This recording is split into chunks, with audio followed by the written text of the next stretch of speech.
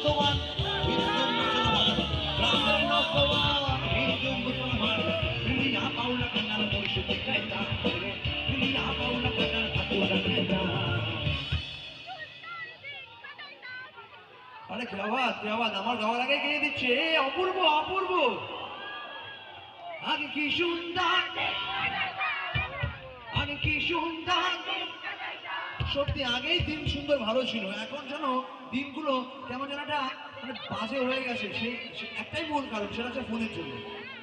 আগেকার দিনে চায়ের দোকানে কাকুরা বসে আড্ডা দিত, এই জিনিস